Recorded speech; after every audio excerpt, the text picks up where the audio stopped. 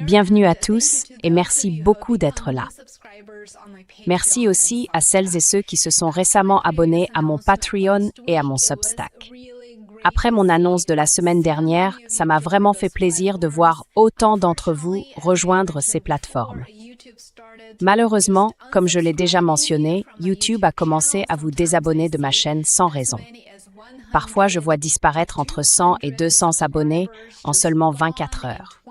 C'est vraiment très inhabituel. Et bien sûr, je le prends comme un signe que quelque chose de plus grave pourrait arriver à la chaîne. Donc si ce n'est pas encore fait, prenez un instant pour devenir abonné gratuit ou payant si vous le pouvez sur Substack et Patreon. Votre soutien compte énormément pour moi et c'est important de le faire au cas où il arriverait quelque chose et que la chaîne YouTube soit fermée.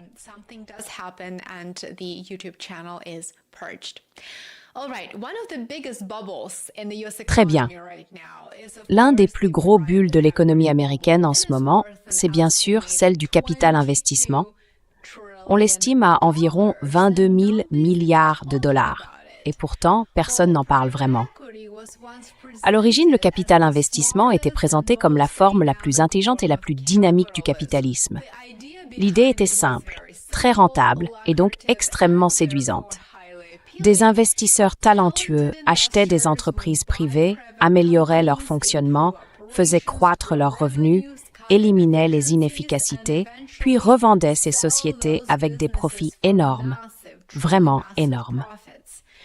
Contrairement aux entreprises cotées en bourse, soumises à la pression des résultats trimestriels et annuels, à des montagnes de rapports et à beaucoup de bureaucratie, les sociétés privées étaient censées être plus agiles et plus innovantes.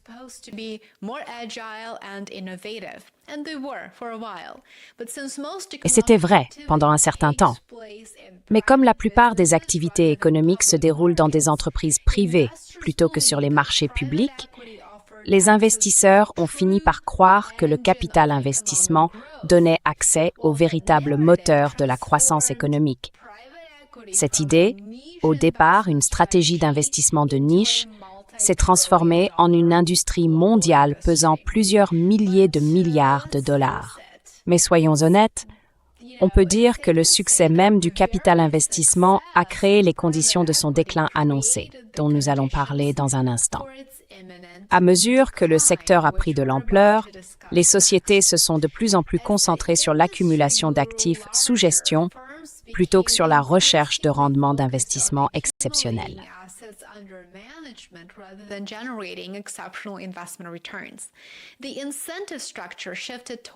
La structure des incitations s'est déplacée vers la collecte de frais de gestion sur des masses de capitaux énormes, vraiment énormes. Aujourd'hui, par exemple, les fonds de capital investissement détiennent collectivement plus de 2 000 milliards de dollars de capitaux non investis. Et ça crée une pression énorme pour conclure des transactions, presque à n'importe quel prix et dans presque n'importe quelle condition. Et ça, franchement, c'est jamais bon signe. À cause de ça, les valorisations se sont de plus en plus détachées de la réalité économique, de la réalité comptable et financière. Pourquoi? Eh bien parce que ces sociétés s'appuient beaucoup sur des prévisions de croissance optimistes, sur l'endettement et bien sûr sur l'ingénierie financière plutôt que sur une véritable amélioration de leurs activités.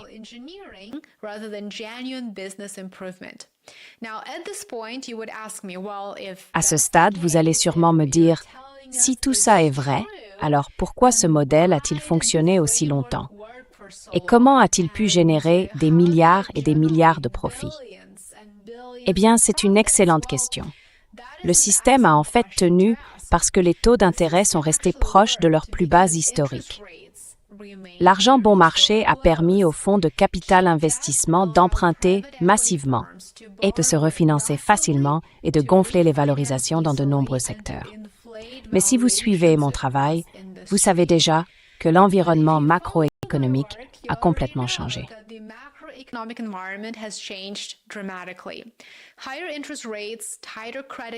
Des taux d'intérêt plus élevés, des conditions de crédit plus strictes et un ralentissement de la croissance ont mis en lumière la fragilité de nombreuses entreprises soutenues par le capital investissement. Le secteur détient aujourd'hui des dizaines de milliers d'entreprises invendues qui valent sur le papier des milliers de milliards de dollars. Pourtant, beaucoup de ces valorisations ne se concrétiseront sans doute jamais sur le marché réel. Alors, quel mot décrit le mieux cette situation? Je dirais que le mot le plus juste, c'est bulle. L'industrie du capital investissement est dans une bulle de plusieurs milliers de milliards de dollars, et cette bulle est sur le point d'éclater. La promesse centrale du capital investissement, celle de rendements supérieurs, comme je l'ai déjà mentionné, commence à s'effondrer.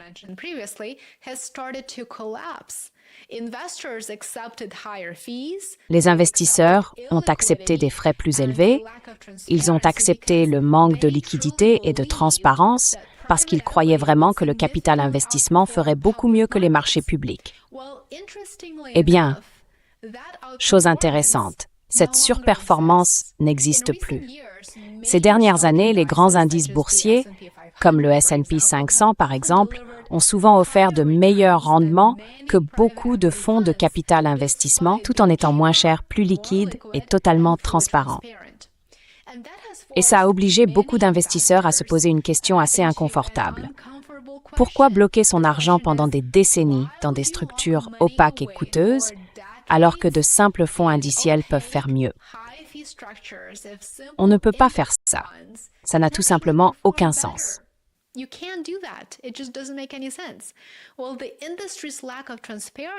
Eh bien, le manque de transparence dans ce secteur a aussi renforcé les inquiétudes. Contrairement au marché public, où les prix se forment en continu grâce aux échanges ouverts, les sociétés de capital investissement évaluent souvent leur propre portefeuille en interne. Et ça, c'est un vrai signal d'alerte. En tant qu'ancien auditeur d'un des Big Four, je peux vous dire que les valorisations faites par la direction, les prévisions et les hypothèses sur lesquelles elles reposent ne devraient jamais être acceptées sans examen, sans remise en question et sans vérification minutieuse, voire multiple. Ce manque de contrôle et de transparence laisse en réalité beaucoup de place à des valorisations gonflées ou trop optimistes. Les investisseurs se demandent de plus en plus si de nombreux actifs de capital investissement valent vraiment ce que les sociétés affirment sur le papier. $20?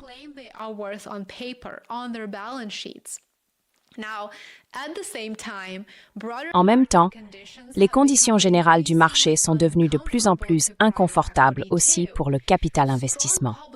Les bonnes performances des marchés boursiers rendent les actions traditionnelles plus attractives et plus sûres, tandis que l'incertitude économique et l'inflation poussent beaucoup d'investisseurs vers des actifs jugés plus sûrs, comme l'or, l'argent ou les matières premières en général. Même les actions de grands gestionnaires d'actifs alternatifs, comme Blackstone ou Apollo Global Management, entre autres, ont en réalité reculé, car les investisseurs commencent à douter de la viabilité du modèle économique du secteur.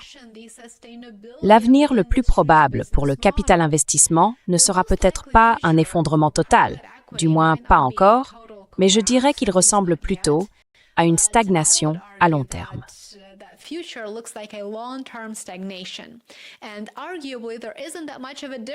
Et on peut dire qu'au fond, la différence entre les deux n'est pas si grande. Le secteur peut continuer à fonctionner, mais avec des levées de fonds plus faibles, des rendements plus modestes et sans doute un scepticisme croissant de la part des investisseurs.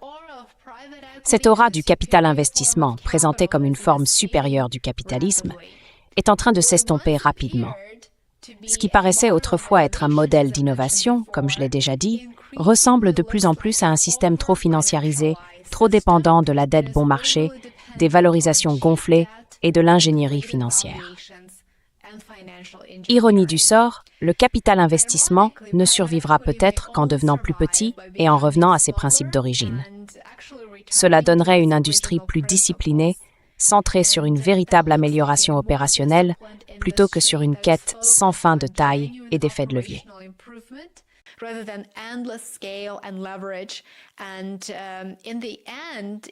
Au final, il faudra bien qu'elle prouve qu'elle peut créer une vraie valeur.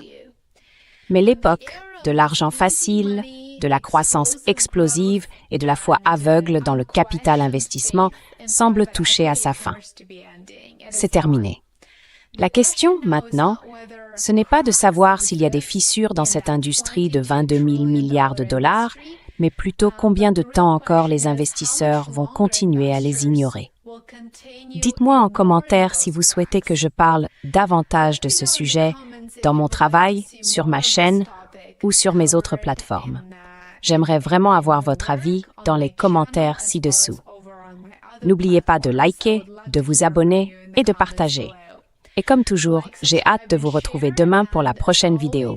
Prenez soin de vous. Take care.